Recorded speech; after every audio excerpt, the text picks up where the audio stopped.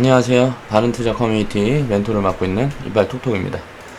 이제 4차 산업혁명, 자, 창의력 분석, 세 번째 이야기.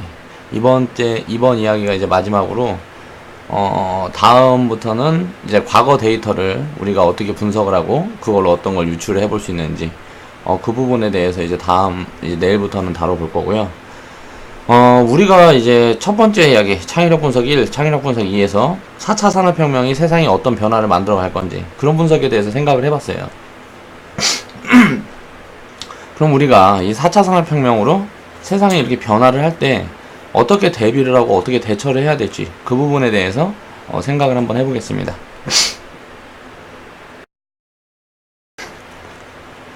먼저 투자를 해야죠.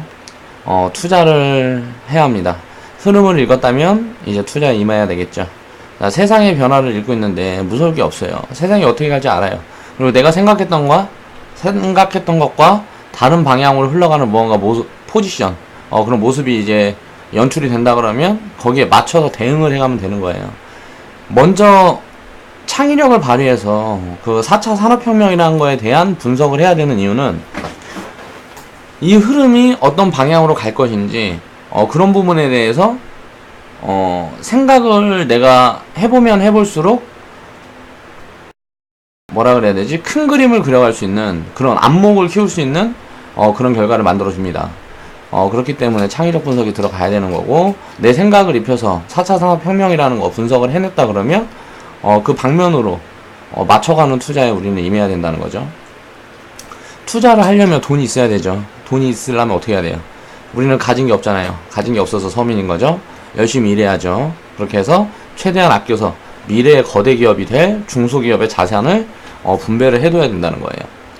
자, 이걸 한번 생각을 해볼게요. 중소기업에 왜 자산을 분배를 해야 되냐?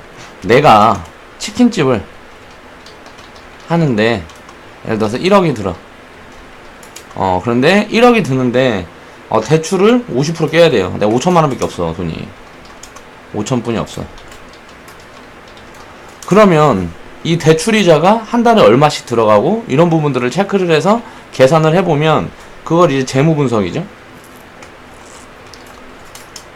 선재무 분석. 월에 얼마를 벌어야 내가 이득을 취하고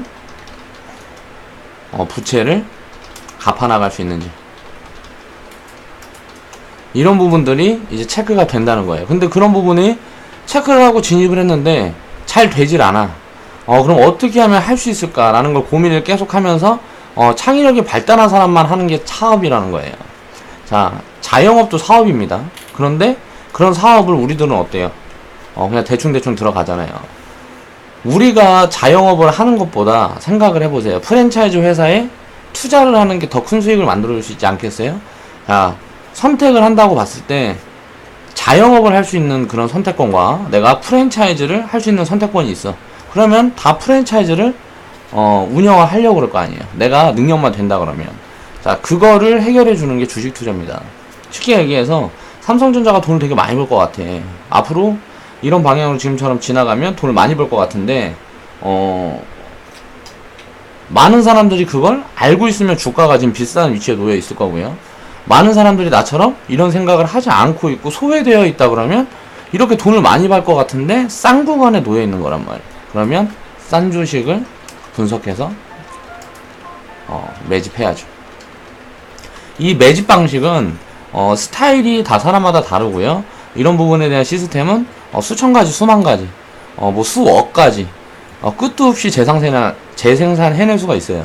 그런 시스템을 내가 스스로 만들어갈 자신이 없다 그러면 남이 만들어온 시스템에 투자를 입히면 되고요. 그 시스템을 혼자 만들어낼 수 있는 능력이 된다. 내가 내 스스로 나를 판단해 봤을 때 그렇다면 나만의 시스템을 만들어서 투자에 임하면 되겠죠.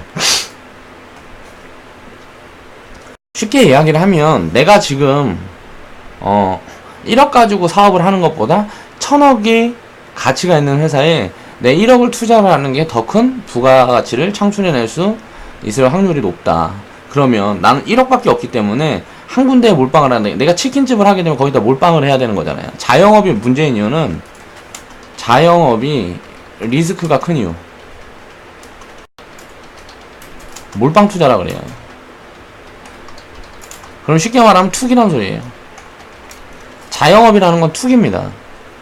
그렇기 때문에 또 우리가 집을 사는 것도 어떻게 보면 투기라고 볼 수가 있어요. 왜? 내가 월세 살아도 돼. 빚 안 지고 그냥 월세 살아도 되는데 빚을 짊어지고 쉽게 말하면 투자 효과를 보기 위해서 집을 사는 거잖아요. 집을 투자 효과를 보기 위해서 사는 게 아닌데 빚을 져서 산다? 그건 제정신이 아닌 사람이죠. 그런 이유들을 생각을 해봐야 된다는 거야. 왜 내가 이 집이 필요하고 이런 집을 월세로 안 살고 내가 소유를 할 수 있는 능력이 되는 사람인가 먼저 판단을 해봐야 된다는 거지. 근데 그냥 은행에서 돈 빌려준다니까 그냥 받아서 사잖아. 그러니까 나는 계속 빚 갚는데 허덕이고 은행은 이자 받아서 지금 어때요? 화랑이잖아요. 이자 장사해서 돈놀이 해갖고 화랑이잖아. 여러분들이 그걸 갚아내는 돈으로 은행은 돈을 많이 벌고 있어요. 그런데 그런 은행 주식들을 가지고 있지 않잖아요. 내가 예를 들어서 은행에다 부채를 질 거면 이자로 은행에다 지급하는 돈보다 더 많은 돈을 은행 주식에 내가 예를 들어서 국민은행에서 돈을 빌렸어. 그러면은 국민은행 주식을 국민은행에다가 내가 뭐 한 달에 1000만원씩, 예를 들어 한 달에 100만원씩 내가 만약에 대출금을 갚는다. 이자를 예를 들어 50만원을 갚는다. 그러면 내 50만원은 국민은행이 수익 구조잖아요. 내가 돈을 빌린 그 은행의 수익이란 말이야. 그러면 50만원을 빚을 갚으면 그 2배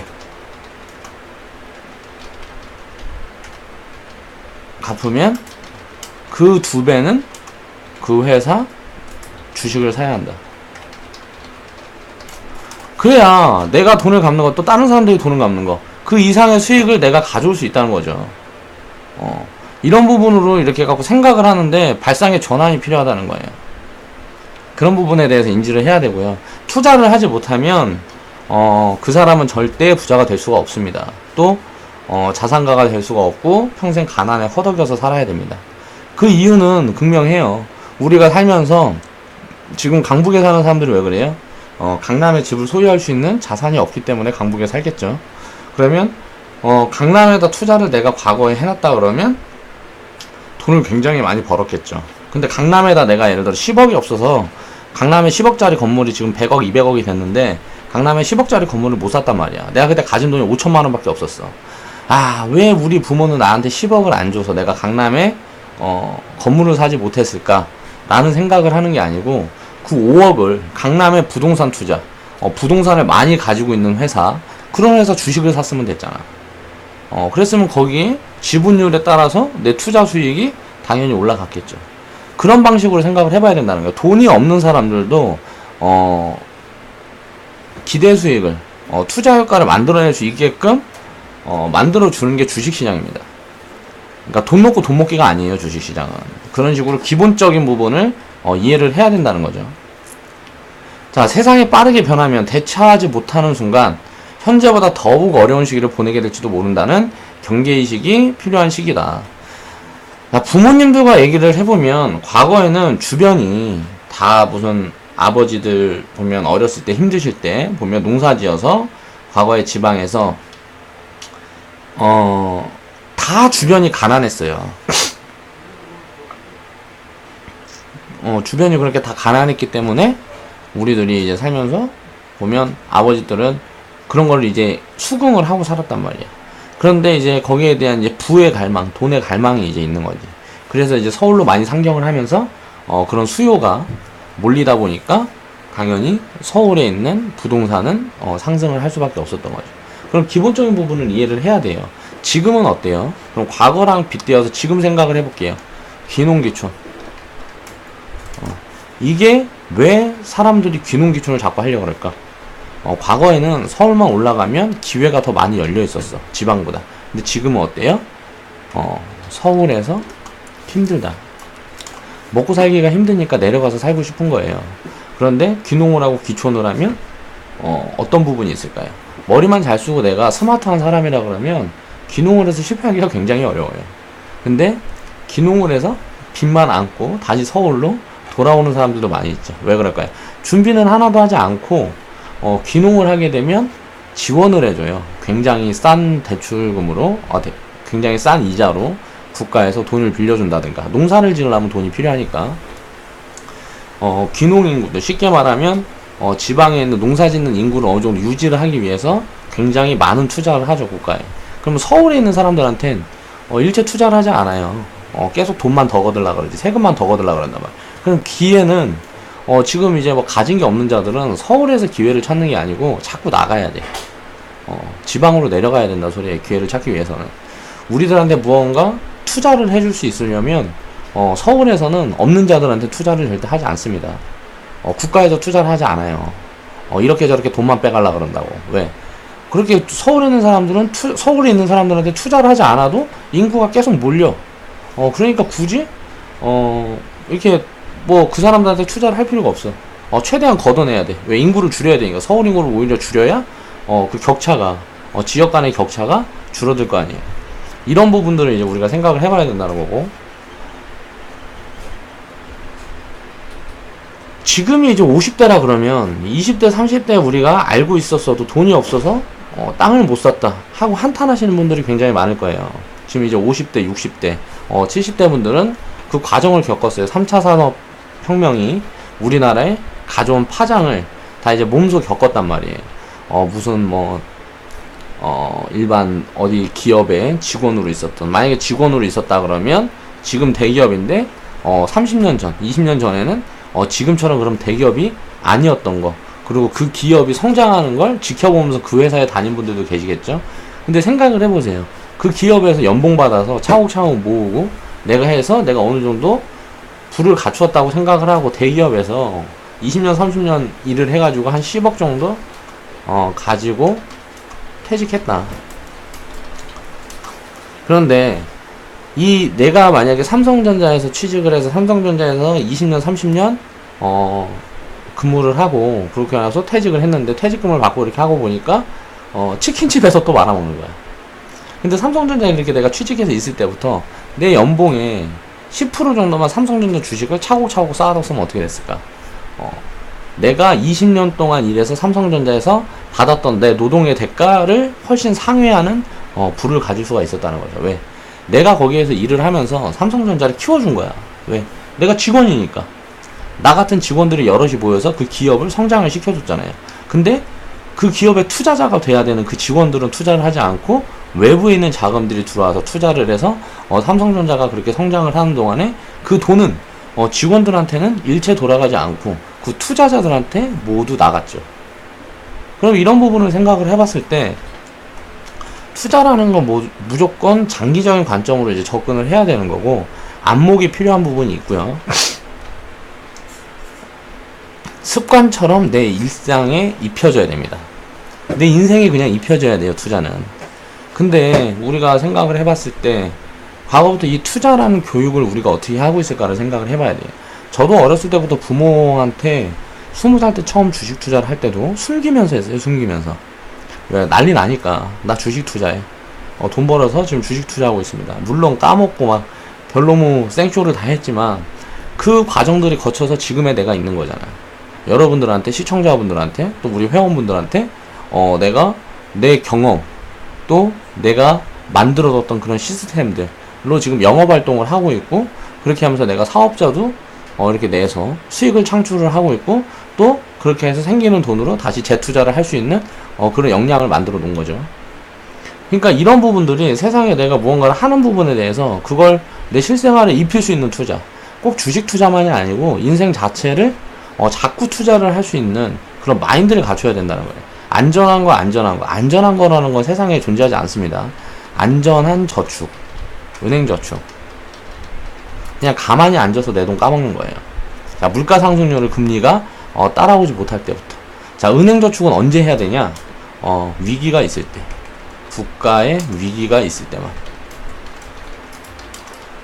일단 우리가 편안하게 물가 상승률을 한 3% 5% 보자고요. 인플레가 1년에 한 3% 5% 그냥 책정을 해보자고. 뭐 정확하게 뭐 그때 이게 뭐 변동폭이고 그때그때마다 다르겠지만 이렇게만 그냥 생각을 해보자고요. 1년에 3% 5% 인플레가 붙는다 라고 생각을 해보면 이 이상의 투자 효과를 거둬야 돼요. 그럼 은행 이자를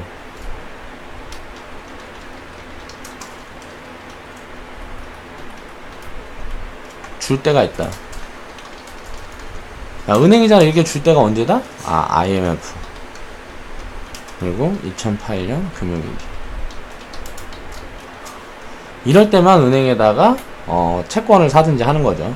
자, 채권 투자도 있죠. 지금 채권 투자하기 가장 좋은 나라가 어디예요? 그리스. 그리고 브라질.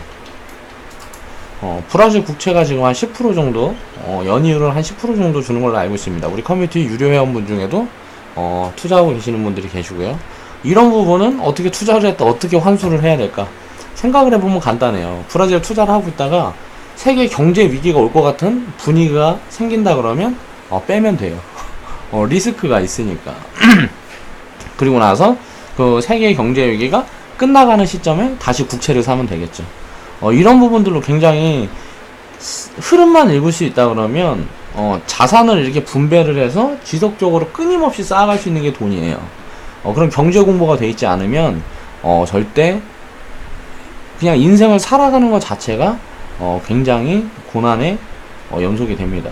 우리나라가 그런 투자를 하지 않기 때문에 이렇게 가난한 거예요. OECD 국가 중에 노인 빈곤율 독보적인 1위, 노인 자살률 독보적인 1위, 그리고 우리가 보면 그 청년이 아니고 학생, 청소년 자살률 독보적 1위.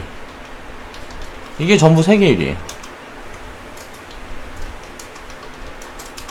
이게 뭐 때문에 그럴까요? 청소년이 자살하는 이유는 교육이 잘못되어 있어서, 우리나라 교육이 잘못되어 있기 때문에 죽는 거예요. 부모가 전부 내 자식을 죽이고 있는 거죠. 살인자예요. 우리나라 부모들은 살인자가 굉장히 많습니다. 내가 살인자인가를 한번 심각하게 생각해 볼 필요성이 있어요. 내 자식이 먼저 자살을 해서 죽어버려. 그러면 그때 깨우쳐도 늦어요, 이미. 그렇게 되기 전에 내가 잘못된 부분이 뭐가 있는지 그런 부분들을 체크를 하고 자녀 교육에 우리는 신경을 써야 된다는 거죠. 그리고 노인 자살률. 자녀들을 절망의 구렁텅이로 몰아 넣으면서 빈곤하게 되는 거야. 노인이 되니까. 자녀한테 모든 걸 다 갖다 보여. 그러면서 내 스스로가 미래에 대한 준비를 해야 되는데 과외를 하면서 과외 선생한테 노후 준비를 시켜주고 있죠. 내가 노후 준비를 해야 되는데 굳이 안 해도 되는 과외를 시켜요. 그러면서 노후 준비를 과외 선생한테 시켜주고 있습니다. 이 과외 선생이 왜 과외를 할까요? 이런 걸 생각을 해봐야 돼요. 이제 공부 말고 한 게 없어요. 그러니까 할 줄 아는 게 없어. 이 선생님 말고는 할 줄 아는 게 없단 말이야. 지금 무언가 다른 걸 할 수 있으면 과외 선생 안 하겠죠. 그런 게 할 게 없으니까 과외 선생 하는 거예요. 다른 것보다 돈이 더 되니까.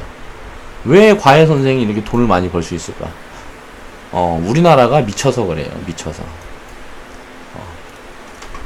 암기 공부한다 그래서 예를 들어서 내가 목적이 딱 있어. 내가 딱 이걸 할 거야. 예를 들어서 주식 펀드 매니저를 할 거다. 아니면 카이스트에 가서 내가 구상한 이런 로봇을 만들어 볼 거야. 이런 것 때문에 거기에 필요한 그 학교에 가기 위해서 그런 지식을 내가 알기 위해서 필요한 공부를 한다 그러면 그거는 적극적으로 박수를 쳐주고 도와줘야 되겠죠. 근데 아이들이 하는 공부에 대한 그런 지식을 습득하는 그 방식에 대한 걸 내가 정해주면 안 된다는 거예요. 창의력을 무너뜨리고 있죠. 자녀들이 뭐 어떻게 해서 이게 더 나은 것 같아, 나 이렇게 할래요 하면 됐어, 그거 안 돼, 무슨 대도 않는 소리 하지 말고 학원 가. 이게 우리나라 부모들이란 말이에요. 저도 진짜 어렸을 때 학원을 무지하게 많이 다녔어요. 근데 지금 생각해보면 그 돈이 아까워 죽겠어. 피아노를 2년 반 배워서 바이엘 학원을 못 뛰었어요. 저는 교통사고 나면서 내가 가장 행복했지. 교통사고가 났었는데, 어렸을 때 7살 때인가 8살 때가 교통사고가 났었는데 그 다음에 이제 피아노를 자연히 정리를 할 수가 있게 됐어. 피아노 학원을 자연스럽게 정리를 할 수가 있게 됐어. 한 달에 그때 당시에 얼마였는지는 모르겠는데 뭐 5만원은 했겠지. 월에 5만원 했겠죠. 그러면 그때 당시에 내가 7살 때면 지금부터 거의 20 몇 년 전이에요. 자, 5만원씩 해서 그게 1년, 2년 다녔으면 120만 원이죠. 그때 삼성전자 주식이 2만 원이었어. 뭐 2만 원 했을 거예요. 뭐 다른 주식들도 다 마찬가지. 농심이고 뭐 다 마찬가지야. 야, 아무거나 사놨어도 됐다. 그냥 2만 원이었어. 2만 원이었으면 120만 원에 몇 주를 사요? 60주 사잖아. 이 60주가 지금 얼마예요? 삼성전자 주식이 지금 250만 원이죠. 그럼 60주면 얼마야? 10주면 2,500. 60주면 1억 5천이네. 내가 피아노 다니면서 이 쓸데없는 교육에 사용했던 120만 원이 지금 30년 지나면 1억 5천이 돼 있는 거예요. 얼마나 웃겨요, 이게. 그러니까 이 120만 원을 투자를 해서 우리 아버지가 사업이 한번 잘못되고 막 무너지면서 가진 자산 탕진하고 했을 때가 IMF 때 우리 아버지가 사놨던 집들, 그런 집값이 붕괴되면서 망가졌죠. 부동산 투기에서 망가진 거예요, 우리 아버지도. 2008년도에 한 번 더 무너지고. 그렇게 해서 부동산 투기하니까 망해야지 뭐 어떡해. 항상 시기가 남들은 돈 벌었다 그랬을 때 들어가고. 저희 아버지도 굉장히 좀 생각이 사상이 굉장히 좀 스마트한 분은 아니세요. 근데 공부도 굉장히 잘했고 어려서부터 그러다 보니까 똑똑은 하죠. 막 5개 국어 하고 그래요. 근데 5개 국어 하고 뭐하고 한다 그래도 저랑 어디 가서 똑같은 상황에서 만약 영업을 한다 그러면 나는 그냥 고졸인데 고졸도 검정고시 중퇴했어요. 그리고 검정고시를 어머니 때문에 봤어요. 사실 그것도 필요가 없었어. 검정고시 봐서 뭐해 그거. 필요가 없었는데 어머니 때문에 봤어요. 내 소중한 2달의 시간을 썼죠. 검정고시 보기 위해서 내가 독서실을 2달 다녔으니까. 그 2달 다녔는데 그거 갖고 NC소프트 주식을 샀어 봐. 그런 경제교육을 어려서부터 배웠어야 된다는 거지. 이런 부분들을 생각을 해보면 그러니까 당연히 노인은 빈곤하게 되는 거예요. 자녀들한테 모든 걸 다 줘요. 공부해야 된다, 과외해야 된다. 네가 어디 가서 또 자식들이 기 죽는 걸 되게 싫어하잖아. 내가 가진 게 없는데 기 좀 죽는 거는 어려서 해야 돼. 어려서 나이 들어서 이제 어디 나가서 20살에 이제 사회에 진출을 하고 사회에 나와서 무언가 아픔을 겪게 되면 가진 게 없어서 겪는 서러움을 겪게 되면 그 고통은 어렸을 때 그 겪는 거는 비교가 할 수가 없어요. 나이가 들면 들수록 더 그러죠. 70대 80대는 어디 가서 젊은 사람들처럼 일도 못해요. 그쵸? 새로운 일을 뭘 시작하기가 굉장히 어렵단 말이에요. 사람들이 70대 80대 그런 연령층의 사람들은 잘 써주진 않아. 그러니까 돈도 안 되는 폐지 죽고, 폐지 그거 하루 종일 주워봐야 뭐 15,000원 2만원 막 이렇게 벌고 그러는데 그것도 공급 과잉이라서 그래. 폐지를 줍는 사람들이 너무 많은 거야. 그 폐지 줍는 사람들이 조금만 있으면 얼마나 죽겠어. 그럼 한 10만원 20만원씩 벌 텐데 그 사람들도. 우리나라가 노인들이 빈곤한 사람들이 너무 많기 때문에 그런 것들도 공급 과잉이 되는 거예요. 그 노인 빈곤율이 계속 줄어야 되는데 줄려면 어떻게 해야 될까? 자, 경제인식을 무장해야 된다. 자식들이 예를 들어서 놀스페이스가 영업무역. 과거에 뭐 진짜 우리가 보면은 학교 다닐 때 학교에서 안 입고 다니는 애들이 없을 정도로 어마어마하게 사다 입었어요. 이게 파카가 한 30만원 돈 해요. 그때 영업무역 그 주식이 얼마 했는지 모르겠는데 그때 당시보다 10배 이상은 올랐어요 무조건. 나 학창시절 때보다. 이 30만원 갖고 영업무역 주식을 사줬으면 파카 너 그거 사지 말고 동대문 가서 짝퉁 사입어. 10만원짜리 10만원짜리 사입고 이 영업무역의 주인이 네가 되어라 하면서 그런 교육을 시켜주는 거지. 그러면서 10만원짜리 파카 사입고 20만원짜리 20만원씩 영업무역 주식을 사줘요. 그러면은 처음에는 이제 입이 대빨 나오겠지. 그러면서 이러쿵 저러쿵 뭐하고 하겠죠. 근데 이제 그거를 나중에 5년이나 뭐 이렇게 지난 다음에 자식한테 보여주면 인식이 달라진다고 바로 깨우친다. 왜? 경험을 해봤잖아. 이런 경험을 선물해준다는 거는 굉장한 교육이에요. 그러니까 자식 교육을 이렇게 시켜야 된다. 그렇게 되면 내 노후도 행복하고 자식들이 돈도 많고 경제인식을 무장하고 있고 사회에 나와서 사람들한테 인정을 받고 그렇게 잘 살게 되면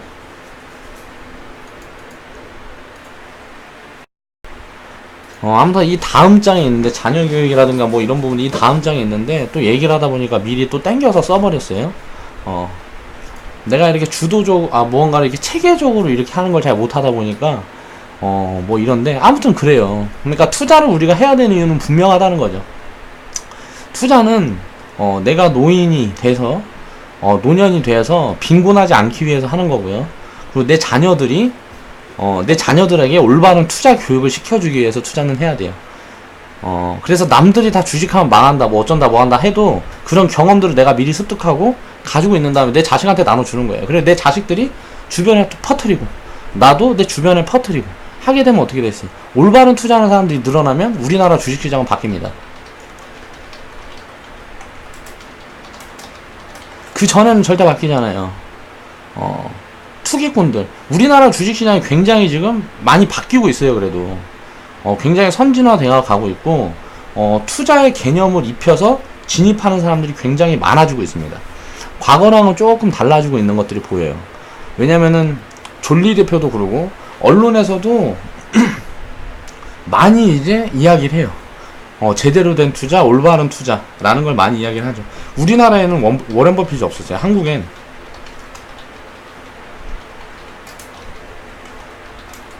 이제 나올 거예요. 워렌 버핏 같은 한국에 그런 사람이 나올 거예요. 가장 유망한 사람이 이제 존리 대표겠죠. 한 10년 지난 다음에 이제 뭐 존리 대표가 운영하는 그 자산운용 펀드 같은 부분이 수익률 같은 게 공개가 되고, 왜냐면은 그분이 투자하고 뭐하고 하는 그런 기업들이나 뭐 이런 거 보면 지금 뭐 고평가 구간에 있는 것들이 사실 많아요. 왜? 실적이 잘 나오고 굉장히 좀 그런 게 확인이 된 기업들만 이제 투자를 하는 게 있어서 저랑은 좀 투자 성향이 다르긴 한데, 그분 같은 경우 예를 들어 지금 당장 진입을 하고 계속 산단 말이야.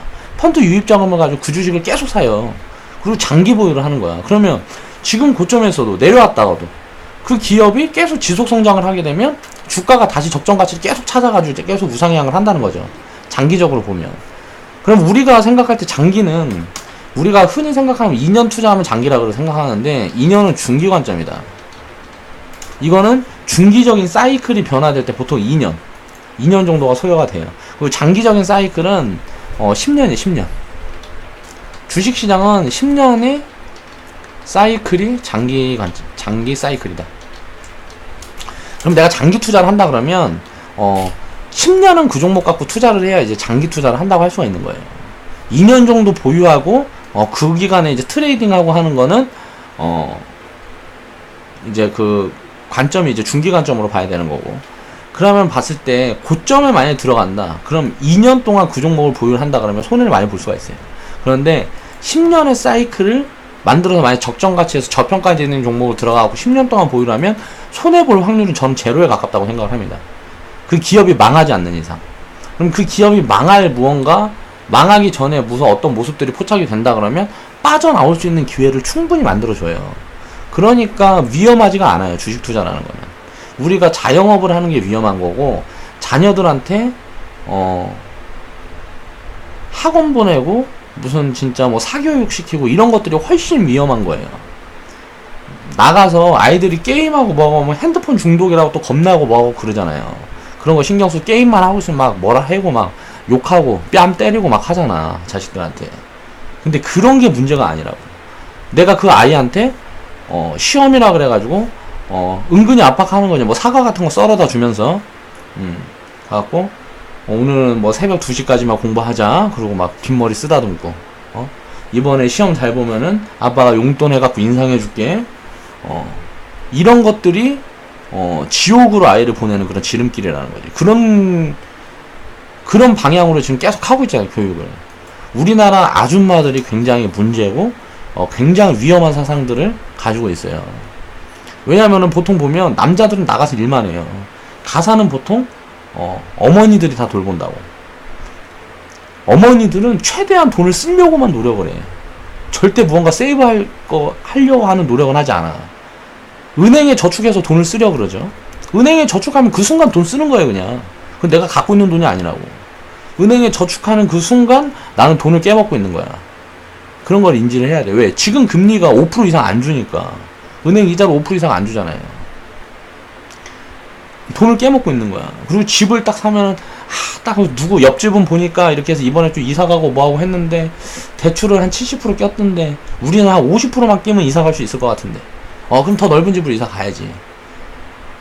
빚을 평생 갚으려 한다. 평생 일해서 그냥 빚만 갚으려고 그래요. 계산이 없어요. 내가 한 달에 얼마 버는지 이런 계산은 없어.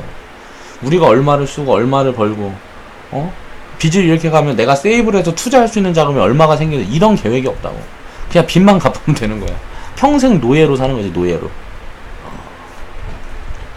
그렇게 노예로 살기 위해서 노력을 하면 안 되잖아. 은행의 노예가 되기 위해서 우리가 인생을 사는 게 아니잖아요. 한번 살고 가는 인생인데 그렇게 허접하게 살다 가면 얼마나 우울하겠어. 지금 당장 한강 가야지, 그렇게 살 거면.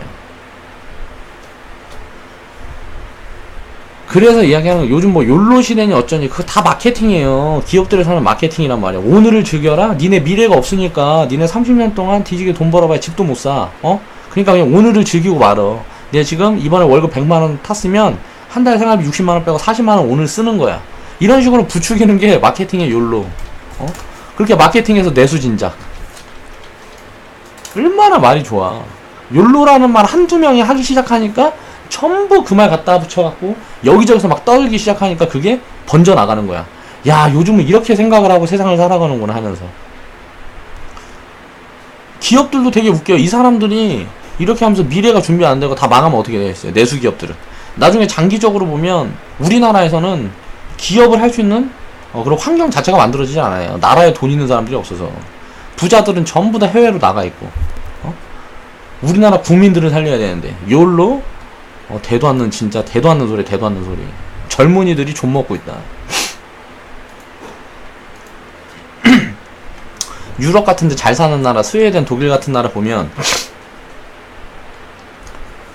육아휴직 주고 복지를 계속 늘리려고 노력을 하면서 국가에서 가족에 대한 행복, 그런 부분들을 부각시키기 위한 정책들을 많이 핍니다. 근데 일본 같은 경우를 보세요. 일본은요 빚만 있고 굉장히 경제인식이 전 세계에서 제일 바닥에 있는 나라예요. 우리나라하고 거의 1, 2등을 이렇게 다툴 정도로 굉장히 바닥에 있는 나라. 소말리아 수준이죠. 소말리아, 과테말라 뭐 이런 데 수준이에요. 그런데 이제 일본에서 1인 문화가 뭐 1인 가구가 뭐 어떻게 해서 뭐 식당 가면 혼자 밥 먹는 식당, 뭐 집도 요즘은 뭐 1인 뭐 해갖고 뭐 지으면 잘 나가고 그대로 따라가고 있잖아요. 얼마나 멍청해. 웃기지 않아요? 스웨덴 같은 잘 사는 나라를 벤치마킹하고 그런 나라처럼 되기 위한 노력을 해야 되는데 일본같이 못 사는 나라, 그런 나라를 이제 벤치마킹 하려고 노력을 한다는 거죠. 일본 같은 경우는 지금 저는 봤을 때는 일본, 중국, 미국, 한국 굉장히 후진국보다 못 사는 나라다. 왜? 행복지수가 바닥이에요. 사는 게 너무 힘들어. 먹고 살기 위해서 일해야 돼.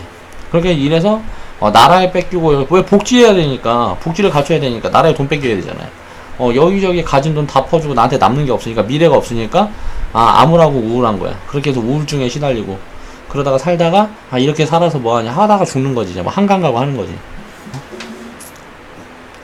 이런 문화를 계속 이렇게 만들어가는 나라가, 여기에서 이제 거의 탑픽이 일본과 한국.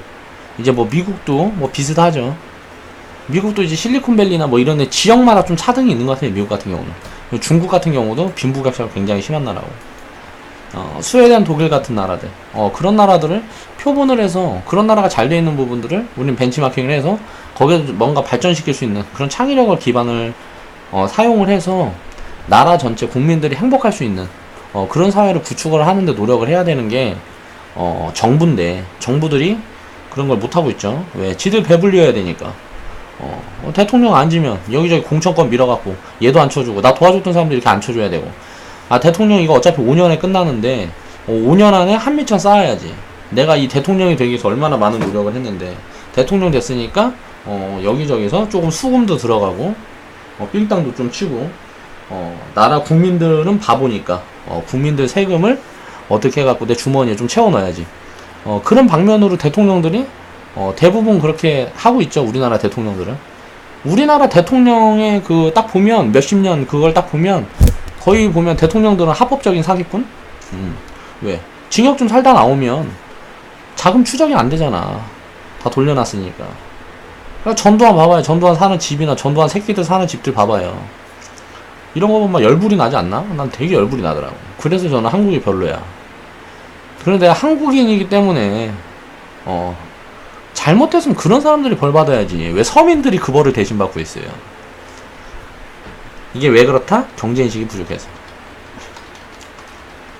멍청해서. 멍청한 스스로를 한탄을 하고 스스로 이렇게 바뀔 수 있는 방법을 고민을 해야 됩니다. 자, 부동산 자산을 주식 자산과 채권으로 분산을 해야 된다. 과거 2008년 리먼 사태, 그러니까 금융위기 이때와 같은 현상이 지금 이제 반복이 되고 있죠.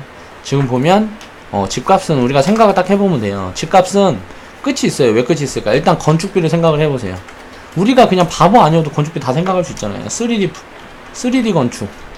인터넷에 아니 유튜브에 그냥 3D 건축 쳐서 보세요. 중국하고 지금 두바이가 어떤 기술 개발을 하고 있고 3D로 건축비를 얼마나 절감할 수 있는 그런 방면으로의 지금 산업이 나아가고 있는지. 건축비가 예를 들어서 건축비가 지금보다 10분의 1 된다.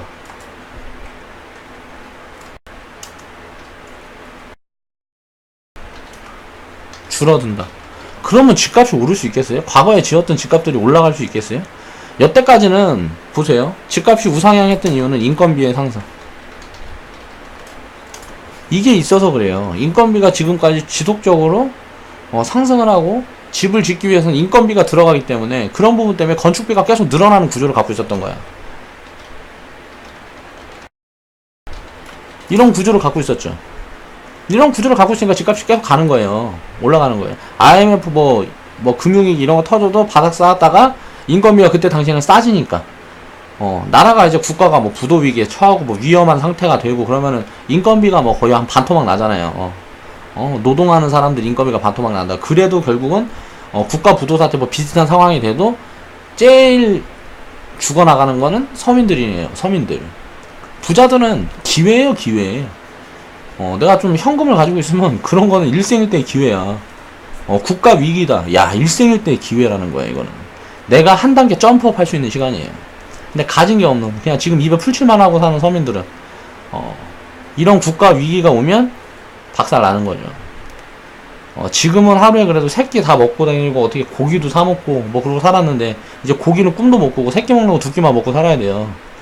이렇게 국가 뭐 이런 위기 같은 상황이 오면 올 거예요. 우리나라는 서민들한테 무조건 올 겁니다. 우리나라만 올 게 아니고 전 세계적으로 지금 올 거예요. 2008년도 금융위기 때와 유사한 흐름이다. 자, 부동산, 주식, 채권, 지금 모든 게 다 오르고 있어요. 이 모든 게 지금 화랑으로 가고 있어요. 그만큼 4차 산업이라는 모멘텀이 강하다는 거예요. 그런데 어떻게 돼? 이 4차 산업이라는 모멘텀이 끝이 있어요. 지금 끝은 어떻게 될까요? 제가 봤을 때는 한 2018년에서 한 2020년 그 사이에 잠깐 이렇게 한번 오고 그 사이에 한번 왔다가 이제 다시 반등하면 제대로 상승을 할 거예요. 그 다음에 이제 끝나는 시점은 이제 치킨 게임 들어갈 때지. 4차 산업 이제 뭐 치킨 게임 들어갈 때. 예를 들어서 지금 뭐 OLED TV 같은 게 1000만원, 1400만원 하면 OLED TV가 이제 100만원, 200만원 되는 거야. 뭐 OLED TV가 100만원, 200만원 되면 원가가 안 나와. 그럼 어떻게 되겠어? 그거 만드는 기업들은 줄도산 할 거 아니에요. 그런 치킨 게임이 무조건 형성이 된다. 신재생에너지가 지금처럼 기술력을 갖기 위해서 치킨 게임이 몇 번이 반복이 됐어요.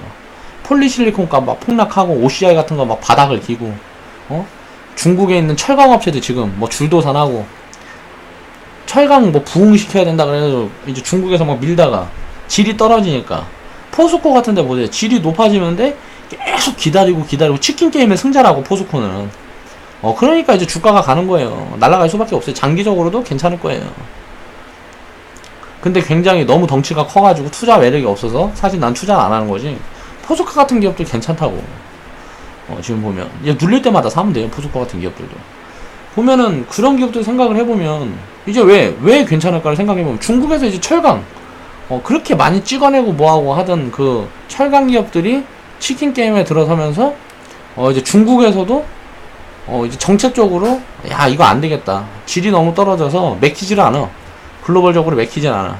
그러니까 질이 좋은 거 생산하는 니들만 남고 나머지는 다 망해. 뭐 이런 식으로 정책을 펴고 있단 말이야. 이런 시료를 읽을 수 있어야 된다는 거야. 그럼 부동산은 지금 얘기한 것처럼 마찬가지지만 건축비가 줄어요 이제. 뭐 3D 건축 나오고 기계가 지어. 인건비가 필요 없어. 사람이 짓는 거는 뭐 아주 세부적인 무슨 인테리어 쪽. 왜냐면 인테리어 같은 경우는 건축물을 올리는 게 돈이 많이 들어가는 거지. 이제 뭐 세부 인테리어하고 뭐 이런 부분들은 돈이 그렇게 많이 들어가 설비가 효율이 없겠죠. 사람을 쓰는 게 더 낫겠지. 그러면 인테리어 기술 갖고 있는 뭐 타일 붙이고 뭐 이런저런 기술을 갖고 있는 그런 노동자들은 어떻게 될까? 전망이 좋을 수 있겠다라는 생각을 할 수 있는 거죠. 그래갖고 건자재기업. 제가 1억 가상 시뮬레이션이라고 그 영상에서 추천을 했고 이제 뭐 그냥 2년 이상 계속 보유하세요. 지금 40% 이상 수익 중이죠. 유진기업, 건자재 기업이잖아. 또 지금은 이제 우리가 보고 있는 기업들, 뭐 현대리바트. 제가 무료 추천주 없앴잖아요. 이런 거는 막 줄 수 있다고 해. 우리가 투자 안 하고 있는 거니까. 현대리바트 같은 경우는 지금 자리 보고 있습니다. 그건 대기업이라서 자금이 많이 올려도 상관이 없어요. 그러니까 막 이제 얘기를 해주는 거고. 그럼 건자재 기업들은 괜찮다고. 근데 일반 건설회사는 어떻게 했어? 빚이 많잖아. 빚이 많은데 건축비가 이렇게 줄어버리면 인원 감축을 해야 되는데 그게 1, 2년 만에 되냐고. 예를 들어서 직원이 뭐 10만 명 있어. 9만 8천 명을 잘라야 돼. 2천 명만 남기고. 9만 8천 명이 한꺼번에 잘라지냐고요. 다 정직원인데. 못 자르잖아. 비정규직만 먼저 쳐내겠지. 그러니까 이런 거를 생각을 해봤을 때 이제 건설 이쪽 뭐 부동산 이쪽에는 이제 시간 문제일 뿐이다 라는 거죠. 끝났어요. 끝났어 부동산은. 이제 부동산은 투자 가치가 없는 자산이에요. 감가상각이 있는 자산은 이제 앞으로는 투자 가치가 없습니다. 근데 이제 집이나 건물 같은 경우는 투자 가치가 없는 땅은 얘기가 다르죠. 땅은 얘기가 다르지. 예를 들어서 빈 땅이라 그러면 거기다 예를 들어서 건축비가 싸지면 지을 데가 있어야 될 거 아니에요. 이제 뭐 집 같은 게 없는 그런 땅들이 앞으로 효율성이 높아지겠죠. 왜 강남에 건물 있는 거 헐고 새로 건물 올리려 그러면은 허는 비용이 많이 들어가잖아. 아무것도 없는 데다가 그냥 지어서 올리면 비용이 덜 들어가겠지. 그런 이점을 가지고 있는 그런 데 집중을 해야 되겠죠. 그러니까 땅 투자는 부동산 자산은 딱 땅 투자 말고는 하면 안 돼요. 지금 이제 뭐 집이나 뭐 이제 건물 같은 경우는 이제 저는 제 생각으로는 폭락의 시기를 겪을 거다. 지금 이제 마지막 불꽃이다. 지금 올라가고 있는 건 투기의 마지막 전조죠. 지금 정책과 반하는 투자는 또 절대 하면 안 됩니다. 정책적으로 지금 계속 얘기하고 있죠. 부동산 뭐 투기하라고 뭐 하는 게 아니다 하면서 뭐 얘기를 하고 있죠. 투기 바람을 잡겠다 뭐 이런 이야기를 계속 하고 있어요. 그럼 정책적으로도 계속 나올 거란 말이에요. 그게. 그래서 억제 정책이 계속 나올 거예요. 그러다가 이제 시장이 무너지는 순간이 오면 부동산은 푹 꺼지고 이제 건물주들 자살한다고 이제 뭐 뉴스 나오고. 왜 건물을 사가지고 내가 이제 건물주인데 한 300억짜리 건물 샀어. 근데 은행에서 담보로 대출 한 200억 받았단 말이야. 근데 건물값이 300억짜리 갑자기 100억이 됐네? 그럼 빚이 100억이 생겼어. 내 답이 없잖아. 죽어야지 어떻게 해. 그런 사람들 이제 뉴스에 나오고 할 거라고요. 그런 시기가 멀지 않았다.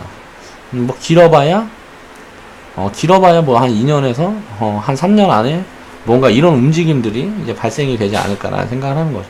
IMF 때는 2008년 됐다라가 지금은 또 달라요. 무너지면 올라오지 않을 거예요. 이번에는 올라오지 않을 거라고 생각을 하고 있습니다. 새로 짓겠지. 건축비 싸지니까. 그러니까 집은 이제 투자 자산이 아니라는 거죠. 투자 자산은 이제 앞으로는 기술 자산 뭐 이런 쪽에 이제 집중을 해야 되지. 부동산, 집, 뭐 건물 이런 쪽은 이제 투자 자산이 아니라는 거예요. 진짜 이 영상을 보고 있는 시청자분들은 유튜브에 3D 건축이라는 거 쳐가지고 한번 보세요. 3D 프린팅. 뭐 프린팅 건축도 있고 무슨 뭐 중국에 무슨 뭐 뭐라 그래 그거 막 이렇게 뭐 연결해서 하는 것처럼 하는 거 뭐 있던데. 조립식 건축. 중국 조립식 건축. 지금은 뭐 내구성이 어쩌니 뭐하니 하면서 막 이야기가 많죠. 그런 거는 시간이 지나면 다 보완이 됩니다. 무언가 방법만 찾아갖고 뭔가 해낼 수 있는 뭔가를 만들어지면 시간이 지나면 문제점은 다 보완이 돼요. 그 시기가 얼마 안 걸린다. 그렇게 오래 안 걸린다. 왜냐하면 현재 지금 그렇게 집을 짓는 그런 상황이 발생하고 뭐하고 하니까 이게 이제 오래 안 걸린다는 거죠. 이런 걸 생각해봐야 돼요. 그래 집값은 무조건 무너질 거다. 그러니까 집 가지고 있고 부채 갖고 있고 뭐하고 하면 지금 무조건 다 던져요. 그리고 월세 사세요. 일단 월세 살아야 그리고 기다리면 한 5년만 기다리면 되잖아. 3년 5년만. 3년 5년 기다렸다가 이제 공짜로 주스면 돼요. 그때 돼서 뭐 지금 뭐 한거 싸지면은 공짜로 주워가지고 이제 거기 들어가서 살면 된다고. 월세도 계속 내려가겠죠. 이제 월세가 지금처럼 계속 올라가지 않을 거라고. 월세도 계속 내려가겠지. 집값이 빠지기 시작하면. 전세는 없어질 거고. 뭐 그렇다는 거죠. 자, 2008년 리먼 사태 때 이때 살펴보자고요. 자, 그때 상황을 되짚어보면 먼저 부자들만 은행에서 돈을 빌려주지 않았어요. 은행에서. 그러니까 상류층 부자들, 담보물이 있는 부자들 아니면 돈을 빌려주지 않았어요. 그렇게 해서 집하고 땅을 사서 레버리지 효과를 톡톡히 봤죠. 예를 들어서 은행 대출 뭐 5% 주면 해갖고 20% 30%씩 수익을 내는 거야. 뭐 50% 그렇게 수익을 많이 내가지고 그 돈을 이제 빚 갚고 돈이 많이 남아. 그러니까 이제 은행에서 더 이상 이제 돈 빌리지 말아야지. 빌릴 필요가 없어. 그러니까 그 은행에서 돈 빌리는 걸 줄이니까 은행이 어떻게 돼요? 수익 구조가 안 좋아지겠지. 이제 돈을 뭐 부자들한테만 빌려줘도 이렇게 수익을 많이 만들었는데 이제 부자들이 더 이상 이제 돈 빌리는 게 계속 줄어들어. 부자들이 돈을 너무 많이 벌었어. 그러니까 이제 중산층에다 빌려주기 시작하는 거야. 상류층이 이제 더 이상 돈을 빌리려고 그러지 않으니까 내 돈 있는데 뭐 하려고 돈을 빌려. 내 돈 갖고 하면 되지. 그러니까 이제 중산층한테도 기회가 왔죠. 그들도 이제 부동산 투자를 적극적으로 해요. 자, 이제 중박을 치죠다.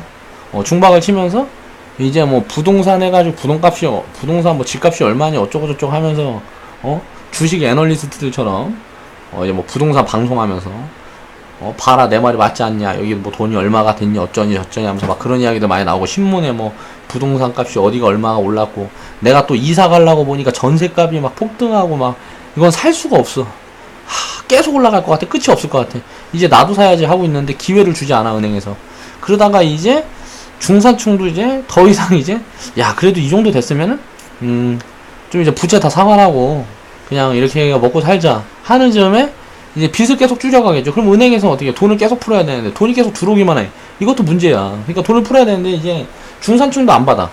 그러니까 이제 마지막으로 서민들한테 빌려주는 거지. 근데 서민들은 돈이 없어. 그래서 이제 담보대출은 서민한테 돈 빌려주는데, 서민은 돈이 없어. 가진 자산이 없어. 그래서 담보대출만 해주는 거예요.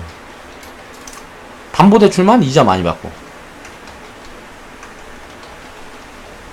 니들은 더 위험하니까. 부자들이나 뭐 중산층보다 돈을 이자를 더 많이 받아요. 덜 받아도 시원찮은데 이자를 더 많이 받아. 오히려 왜? 니들은 더 위험하니까. 그러면서 이런 생각을 하는 거지. 집값이 지금 이렇게 계속 올랐다. 이렇게 계속 오르면서 이거를 담보로 받으면 손해 날 수가 없어. 혹시 그래도 불안하니까 50% 대출 내갖고 빌려줘. 담보비율을 50%. 야, 집값이 50% 이상 빠지지 않겠지 하고 빌려주는데, 야, 그 집값의 50%를 갖고 있는 서민이 없는 거야. 50%를 갖고 있는 서민이 없어. 그러니까 이게 답이 안 나오잖아요. 이게 누가 빌려가냐? 돈을 빌려가잖아. 야, 그러면 야, 집값이 아무리 빠져봐야 30% 이상 빠질 수가 있냐? 그게 말이 돼? 하면서 이제 70%씩 대출을 빌려주기 시작하는 거죠. 그러니까 사람들이 이제 막 달라들기 시작해요. 왜? 몇 천만 원씩은 종잣돈이 있으니까.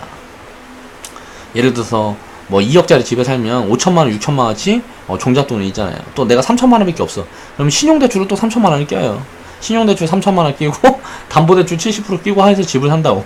그렇게 해서 빚만 이제 갚아나가기 시작하다가 빵 하고 거품이 터지면 다 죽는 거지 뭐. 은행은 이제 뭐 여러 개 매각이 되고 여기저기 매각되기 시작하고 뭐 다 은행들 망하고 부도 어쩌고저쩌고 하면서 이제 막 위기감이 증폭되면 증시 폭락하고, 그러면서 이제 증시 폭락하면 이제 절호에 없는 이제 뭐 지금 뭐 삼성전자 같은 것도 막 진짜 막 80만 원 가고 그럴 거예요. 왜? 지금 많이 올라와 있으니까. 지금 자리에 만약에 그렇게 폭락을 맞아버린다. 삼성전자 70만 원, 80만 원까지 가버린다고. 그럼 완전 땡큐죠 이거. 삼성전자가 막 PBR 0.5 이렇게 돼봐 어떻게 되겠어. 이거는 뭐 집 팔아서 사야 되지. 근데 이제 집을 팔라 그래도 팔리질 않아. 이렇게 문제가 생기네. 현금을 갖고 있어야 돼. 현금이 없어.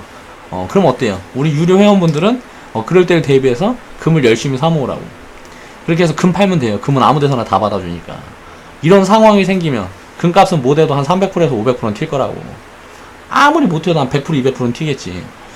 그럼 이제 금 그거 이제 우리 수익 공고 팔아갖고, 야, 내가 이제 살 수 있는 집을 사는 거. 이건 투자 가치가 아니고, 투자로 사는 게 아니고, 그냥 편안하게 내가 살기 위해서. 현금 100%로 사는 거지. 빚 하나도 끼지 않고. 그렇게 해야지 이제 집을 사는 거고, 투자 위험은 이제 투자 그런 게 없다는 거예요. 투자 매력이 없어요. 아니, 무슨 뭐 빈집이 널려 있는데 무슨 투자 매력이 있어. 그냥 눈 감고 아웅이지. 그렇다는 거예요. 그러니까 서민들에게 돈을 빌려주는 그 시점이 항상 꼭지고, 지금 보면 우리나라 가계부채가 1400조. 이 1400조를 누가 들고 있을까요? 전부 서민이 들고 있다. 1400조. 전부 서민이 들고 있다. 정부에서 이제 막 정책 비죠. 이걸 어떻게 갚아야 되고, 어떻게 해주고, 뭘 지원을 해주고, 다 개소리예요. 그 지원을 어떻게 해줘요? 정부도 빚이 1300조가 있는데.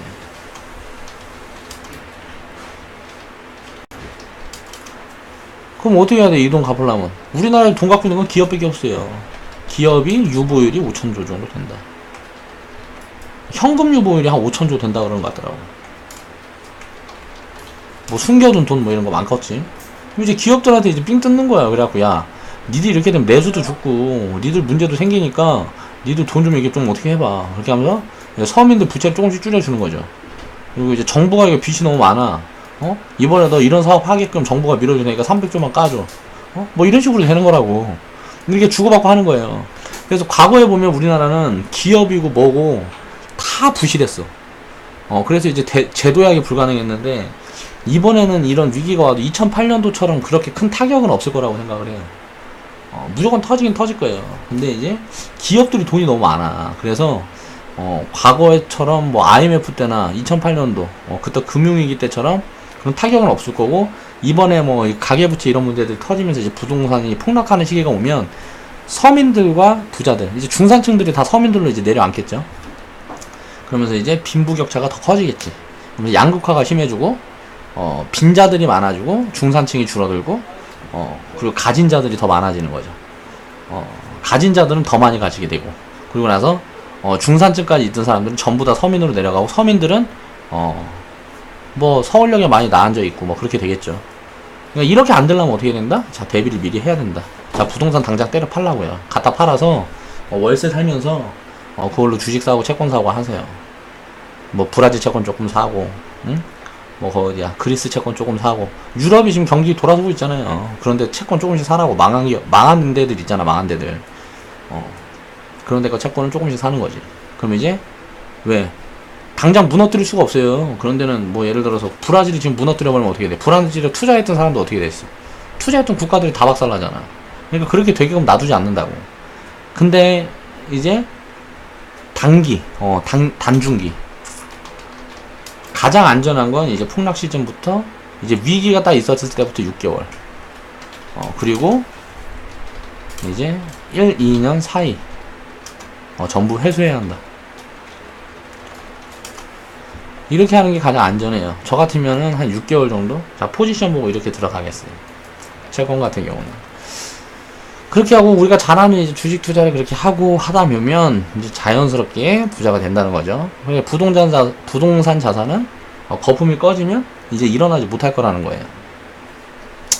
자, 그리고 우리는 이제 제가 아까 얘기했던 그 자녀 교육 시스템, 그런 부분들을 생각을 해야 된다는 거예요. 내 자식을 죽이는 살인자로 살아남는 부모가 되면 안 돼요. 그러니까 현재 교육 시스템을 바꿔야 된다. 지금 서울대생이, 우리나라 한국 서울대생이 뭐라 그래야지, 취직을 못한 비율이 한 40% 된다 그래요. 40%인가 60%인가 된대요. 서울대생이 40%가 취직을 못해요. 그러면은 나머지 대학은 어떻게 했어요? 답도 안 나오죠. 근데 뭐 하려고 대학교 보내요? 뭐 하려고 수능 보라 그래? 수능 공부 왜 하라 그래? 돈 아깝게. 과외고 뭐고 다 끊으라고요. 학교는 보내야 되겠지. 학교는 좀 달라요. 이거는 사회 경험, 친구들 간에 뭐 인프라가 있잖아요. 사람을 이렇게 섞여서 만날 수 있는, 소통을 할 수 있는 그런 공간이기 때문에 학교는 다녀야 되겠지. 학교 때려치라 그러면 안 되겠지. 근데 이제 그 외의 교육들은 일체 필요가 없다는 거예요. 아이들한테 경제 교육을 시키고, 우리가 취직처럼 그렇게 안정적인 무언가를 바란다 그러면 경제 교육을 시켜야 돼. 경제 교육을. 자녀들한테 내가 알아야 교육을 시킬 거 아니야. 그러니까 공부를 스스로 해야지. 우리나라는 그 경제인식 가지고 있는 사람이 많이 없어서 내가 스스로 공부를 해야 돼. 자녀한테 알려주기 위해선 방법이 없어. 그렇게 한 다음에 경제교육을 어려서부터, 어리면 어릴수록 좋겠죠.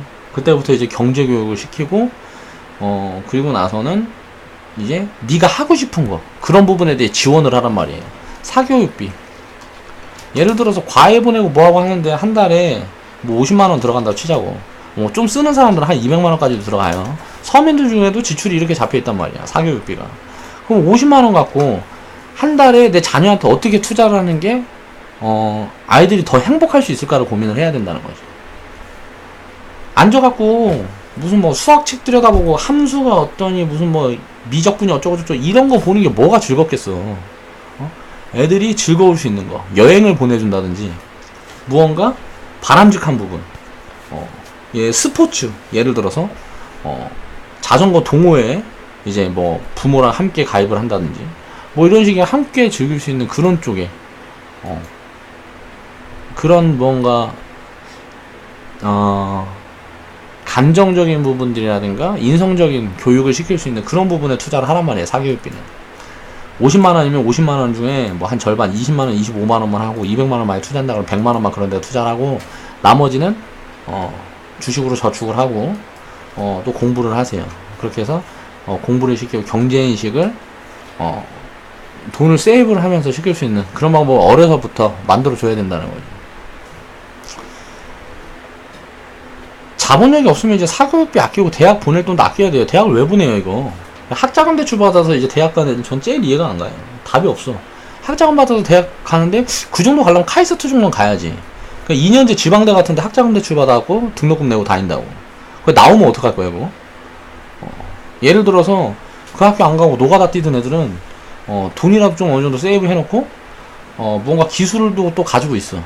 그래서 엄청난 잠재 가치를 지니고 있는데 2년제 무슨 뭐 지방대나 뭐 이런데 그런데 가가지고 뭐 학자금 대출 받아갖고 졸업하니까 빚만 있고 생활비 부모한테 받았을 거 아니에요.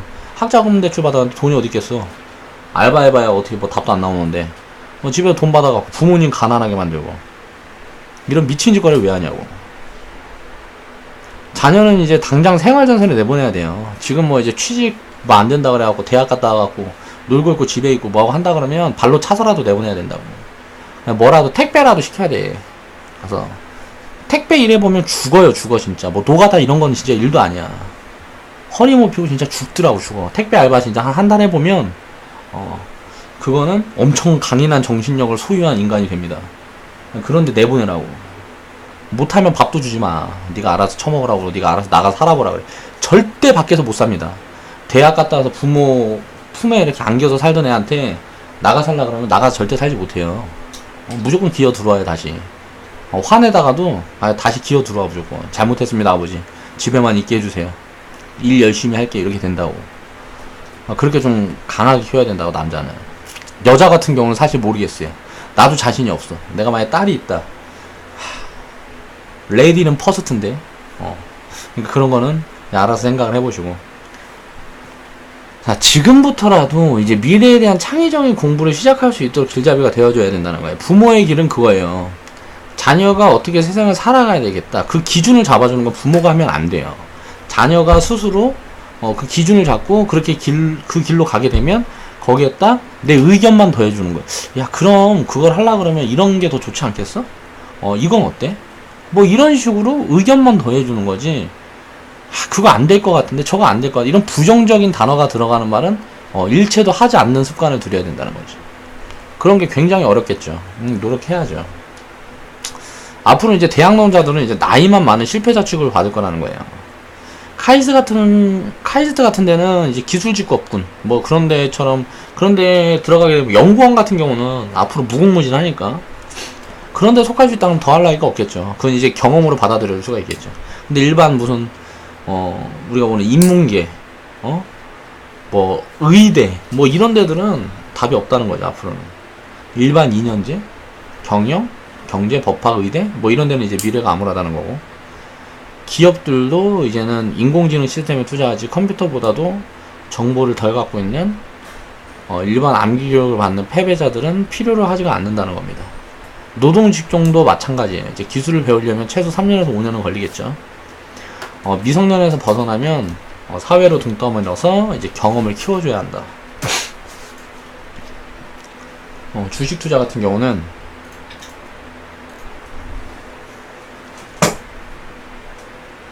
그럼 이제 가장 중요한 부분이죠. 우리가 주식 투자는 어떻게 해야 되나?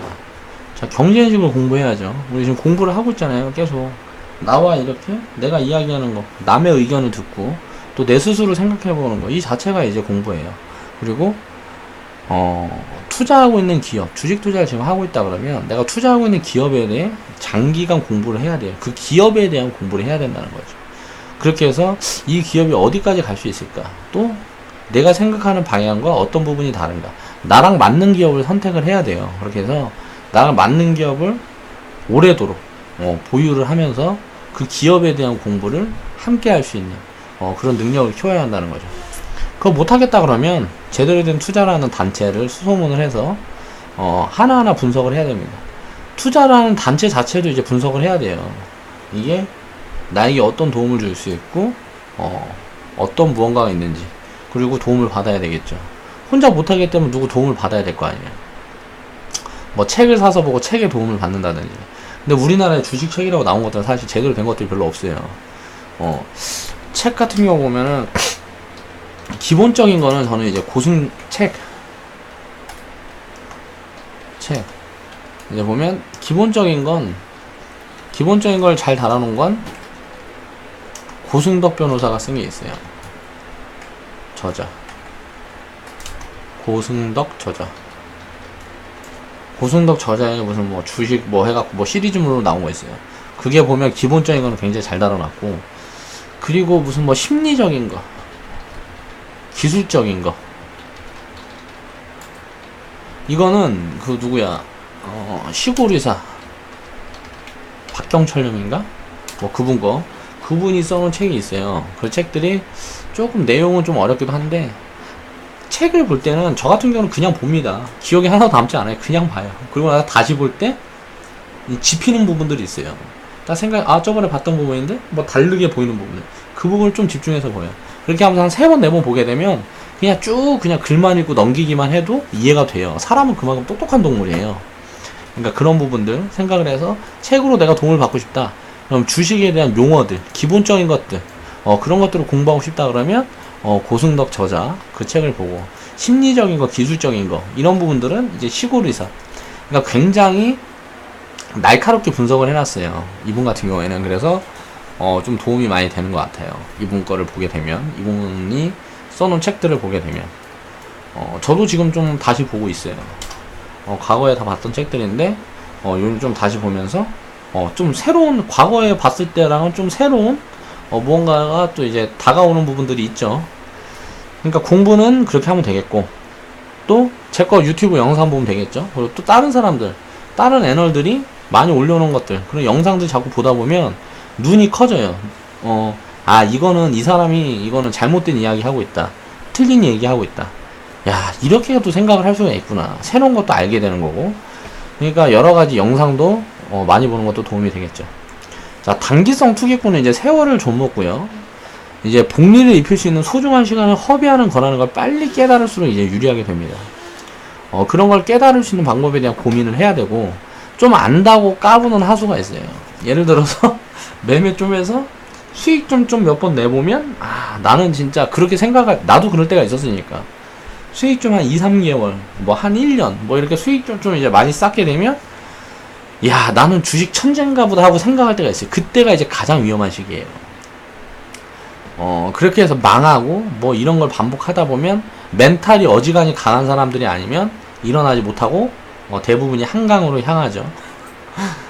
그러니까 왜냐면은 사람은 한번 까먹기 시작하면 뭔가 악순환이 반복되게 되면 가진 걸 다 털어붓고, 주변에서도 다 가져다가 다 털어붓고, 나만 망하면 되는데 주변도 함께 망가뜨린다고. 그렇게 하고 망해버려요. 그러니까 주식에 대한 인식이 안 좋은 거야. 왜? 우리나라 주식하는 사람들은 전부 투기꾼인데, 이 사람들이 주변도 다 망하게 만들었거든. 그 주변에 이제 입으로 또 이제 계속 얘기를 하는 거죠. 주변에 널리 알리고. 그렇게 하다 보면 이제 투기꾼들만 많은 시장이 굉장히 사람들한테 불신을 조장하게 되는 거죠. 그러니까 좀 안다고 까부는 하수 중수보다 아무것도 모르는 초보가 제대로 공부를 시작을 하면 성공 확률이 훨씬 높다는 거. 왜? 쓰잘데없는 습관이 없으니까. 아무런 습관이 없어요, 초보들은. 그렇죠? 그럼 제대로 된 습관만 투자에 입히게 되면 당연히 돈을 벌 수밖에 없는 거죠. 이 영상을 이제 보고 있다 그러면 이미 이제 당신은 투자자의 마인드를 키워가는 공부를 시작했다는 거고요. 이 영상을 이렇게 길게 보고 있다는 자체가 이제 내가 이야기하는 대부분 이제 투자자의 마인드 이런 부분들을 굉장히 강조를 하고 있기 때문에 그걸 키워가는 공부를 시작하고 있는 거예요. 간접 경험으로. 내가 겪어왔던 그런 경험, 그런 노하우들을 이제 영상으로 풀어내는 작업을 하는 거니까 나는. 이제 공부한 그 실력으로 이제 경험을 쌓아야 되고요. 스스로 경험을 쌓아야 되고, 자산가가 되어서 이제 주변에 그 지식과 경험을 나누는 일을 하면 되겠죠. 그 다음에 이제 스스로의 미래가 준비가 되었다면, 다른 소외계층의 그런 서민들한테 미래를 심어주기 위한 자산 운영을 시작해라. 서민들한테 돈을 이렇게 건네주는 거는 의미가 없어요. 그 사람들의 미래를 바꿀 수 있는 그런 시스템을 만드는데 돈을 사용을 해야 됩니다. 그렇게 해서 그런 시스템을 그런 서민들한테 이제 이렇게 보급을 해야 되겠죠. 그렇게 한 명 한 명 이제 진짜 투자자가 늘어난다 그러면 한국은 지금보다 훨씬 부강해지겠죠. 그리고 성장 탄력도 지금보다 훨씬 커질 거다 라고 생각을 하고 있습니다. 그렇게 되는 그날까지 저는 이 긴 이야기를, 이 투자라는 그런 긴 이야기를 이제 바른 투자 커뮤니티가 지금 85화인데 이게 500화가 되고, 자 1000화가 되고 10,000화가 되는 그날까지 내 인생과 함께 이렇게 키워갈 수 있는 이 스토리를 키워갈 수 있는 그런 역량을 갖추도록 노력을 앞으로도 계속 하겠습니다. 이렇게 그냥 생각이라는 거는요, 그냥 떠오르는 대로 막 생각이라는 걸 자꾸 하다 보면 현실에 입히고 현재에 입힐 수 있는 그런 무언가를 찾게 돼요. 그 융합의 과정을 거치게 된다는 거죠. 사람이 정말 굉장히 무서운 거예요. 창의력이 있다 그러면 굉장히 무서운 거예요. 근데 그런 창의력은 기계는 절대 할 수가 없는 거죠. 그럼 우리가 암기로 지금 하고 있는 교육들은 기계한테 이길 수가 없어요.